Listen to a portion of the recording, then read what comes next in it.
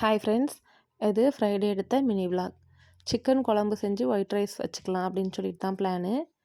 ஆனால் எனக்கு பிரியாணி தான் வேணும் அப்படின்னு சொல்லிட்டு என் மகன் கேட்டதுனால எனக்குமே அதான் ஈஸியாக தெரிஞ்சிச்சு. தனித்தனியாக ரெண்டத்தையும் செய்கிறதுக்கு ஒன்றா போட்டுருவோம் அப்படின்ட்டு ரொம்ப சிம்பிளாக வீட்டில் இருக்க இன்க்ரீடியன்ஸ் எல்லாம் வச்சு ஒரு பிரியாணி செஞ்சாச்சு. கடலெண்ணெய் சேர்த்து பிரியாணி பண்ணும்போது ரொம்ப சூப்பராக இருக்கும்.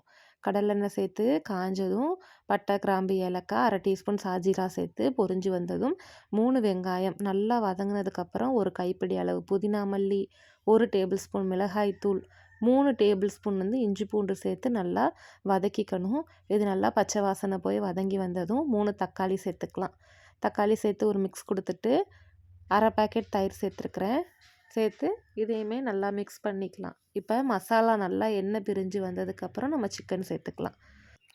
இது கூடவே ஒரு கீத்து தேங்காய், ஒரு 5 பாதாம் சேர்த்து நல்லா ஃபைனாக அரைச்சிட்டு தேவையான அளவு சால்ட்டு, உப்பு சேர்த்து நல்லா மிக்ஸ் பண்ணிக்கலாம். நல்லா இந்த மாதிரி கலந்து விடும்போது நல்லா ஃப்ளேவராக சூப்பராக இருக்கும். இப்போ நம்ம அளவு தண்ணி ஊற்றிக்கலாம். 1 பங்கு அரிசிக்கு 2 பங்கு தண்ணி சேர்த்துருக்கேன். இது கூடவே 1/2 எலுமிச்சப்பழ சாறு சேர்த்து உப்பு மட்டும் செக் பண்ணிக்கணும் அரிசி போடுறதுக்கு முன்னாடி. இப்போ நல்லா கொதிச்சு வந்ததுக்கப்புறம் ஒரு 1/2 மணி நேரம் ஊற வச்ச சாப்பாட்டு அரிசி சேர்த்துருக்கேன். குக்கரை க்ளோஸ் பண்ணி 3 விசில் விட்டு ப்ரெஷர் போனதுக்கப்புறம் ஓப்பன் பண்ணி சர்வ் பண்ணலாம். பாஸ்மதி அரிசி பிரியாணி அளவுக்கு பார்க்குறதுக்கு லுக்காக இல்லைனாலும் டேஸ்ட் சூப்பராக இருக்கும். கண்டிப்பாக நீங்களும் ட்ரை பண்ணி பாருங்கள். வீடியோ பிடிச்சிருந்துச்சுன்னா சேனலை சப்ஸ்கிரைப் பண்ணிக்கோங்க.